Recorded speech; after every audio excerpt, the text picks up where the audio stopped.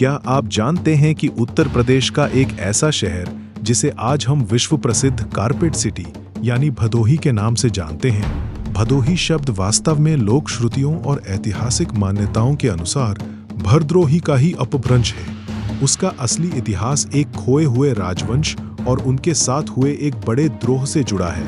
एक ऐसा इतिहास जिसे इतिहास के पन्नों में कहीं दबा दिया गया। ये कहानी है भारशिव नागवंशी क्षत्रियों यानी भरवंश की। एक ऐसा शक्तिशाली समुदाय जिन्होंने कभी अपने कंधों पर शिवलिंग वहन किया, कुषाण आक्रांताओं को खदेड़ा और गंगा तट पर 10 अश्वमेध यज्ञ किए।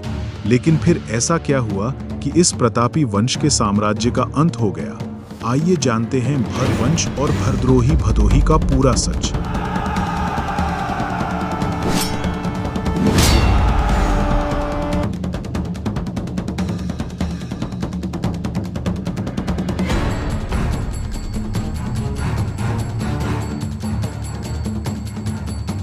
भारत का अंधकार युगीन इतिहास पृष्ठ 406 से 407 अध्याय प्राचीन राजकुलों से संबंध। के.पी. जायसवाल लिखते हैं, कहा जाता है कि नागौद और नचना के पुराने शासक भर थे। ऐतिहासिक दृष्टि से ये वही सन्यासी हैं जो शिलालेखों आदि में परिव्राजक महाराज कहे जाते हैं, और भर लोग संभवतः भारशिव होंगे। इस राज्य के भर लोग यज्ञोपवीत पहनते हैं और निम्न कोटि के क्षत्रिय माने जाते हैं। और राहुल सांकृत्यायन के अनुसार भर या राजभर समुदाय भारत की सबसे प्राचीन और मूल निवासी जातियों में से एक है। ये प्राचीन भारशिव नागवंशी शासकों के वंशज माने जाते हैं। इनकी प्रमुख राजधानियां पद्मावती, कांतिपुरी और मथुरा थीं।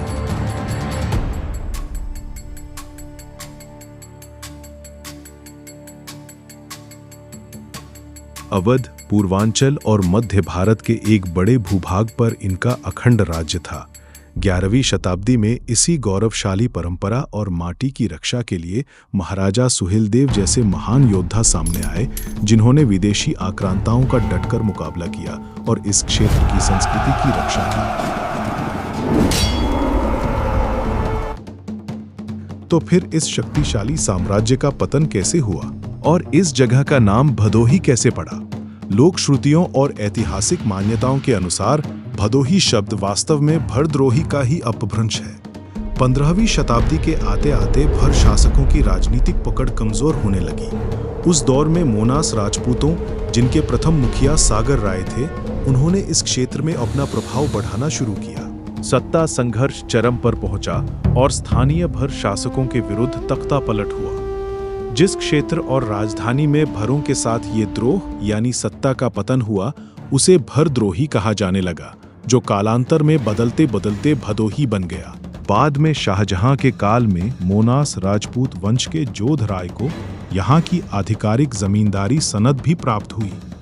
इसके अलावा एक और मत है कि जब हूनों जैसे विदेशी आक्रांताओं का आक्रमण बढ़ा तो रक्षात्मक युद्ध के दौरान कुछ स्थानीय सामंतों ने भर राजाओं के साथ विद्रोह यानी द्रोह कर दिया था, जिससे भी यह नाम जुड़ा। आज अगर आप भदोही जाएंगे तो आपको मध्यकाल जैसे बड़े पत्थरों वाले खड़े किले भले ही न दिखें, लेकिन भर राजाओं द्वारा मिट्टी और ईंटों से बनवाए गए शक्तिशाली कोट और डीह आज भी अपने इतिहास की गवाही देते हैं। सूर्यावांग कोट भर साम्राज्य की प्राचीन राजधानी, जहाँ के विशाल टीले और तालाब उनके वैभव को दर्शाते हैं।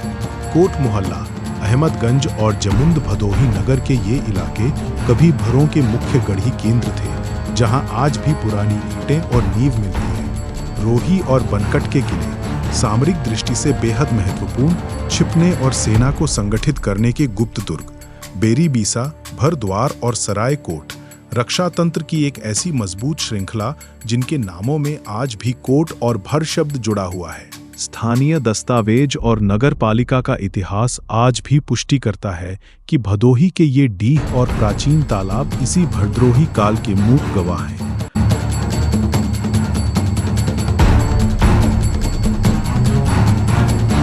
अगर आप इस क्षेत्र के आसपास विशाल और सजीव किलों को देखना चाहते हैं तो भदोही की सीमा से सटा चुनार का किला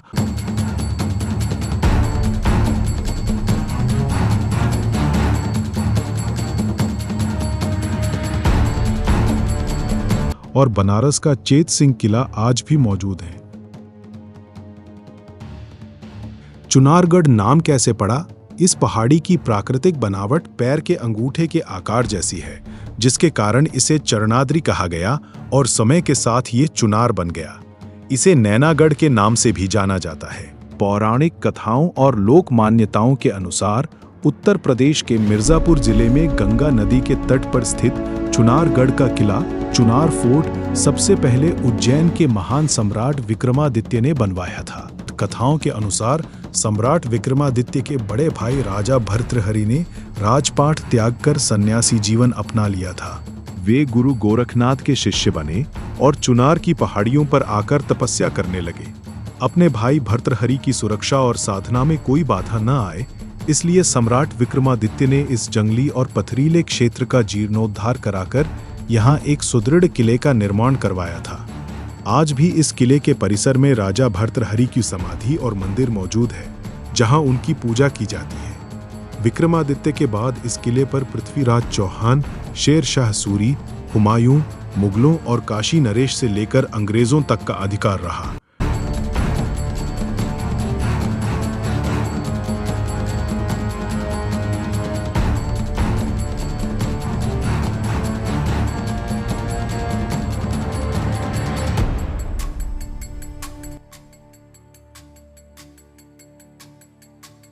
बाबू देवकीनंदन खत्री का प्रसिद्ध तिलिस्मी उपन्यास चंद्रकांता इसी चुनारगढ़ किले के परिवेश और रहस्यों से प्रेरित है।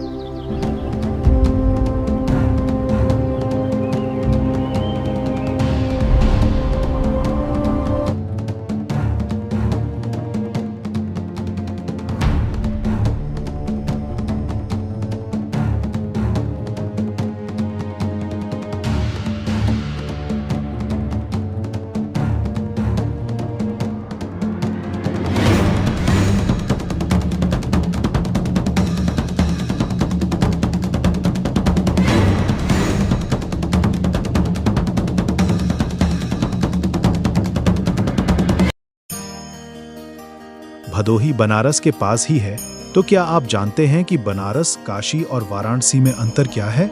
इनके अर्थ क्या है?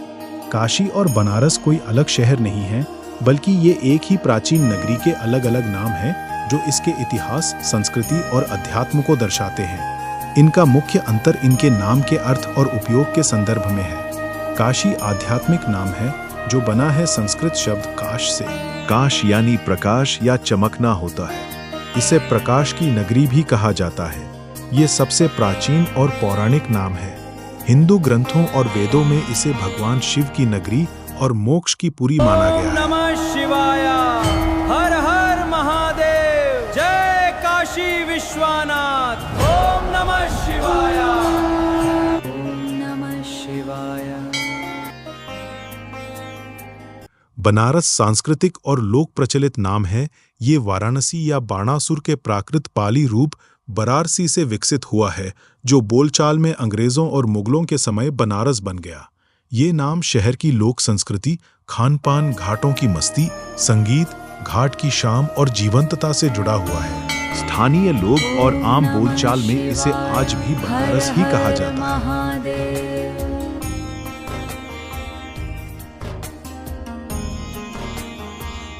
वाराणसी इसका आधिकारिक और भौगोलिक नाम है, जो शहर की वरुणा और असी नाम की दो नदियों के नाम पर रखा गया है।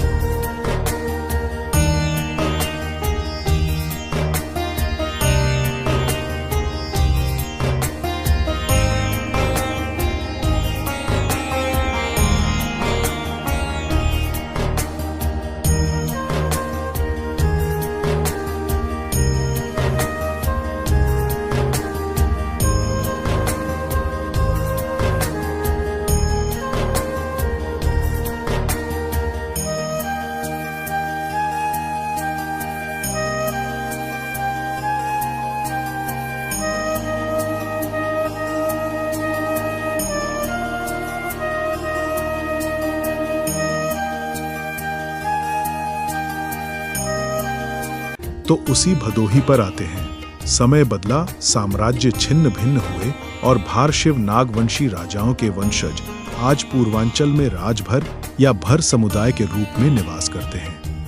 भदोही सिर्फ एक कालीन उद्योग का शहर नहीं है, बल्कि ये प्राचीन भारशिव नागवंशियों के पराक्रम, संघर्ष और इतिहास की एक जीवंत दास्तान है। माटी का ये इतिहास हमें याद दिलाता है कि भारत के हर कोने में शौर्य की एक अमर कहानी छिपी है। आपको भारशिव नागवंश और भदोही का ये इतिहास कैसा लगा? कमेंट में अपनी राय जरूर दें। वीडियो को लाइक करें और ऐतिहासिक जानकारियों के लिए चैनल को सब्सक्राइब करना न भूलें। धन्यवाद।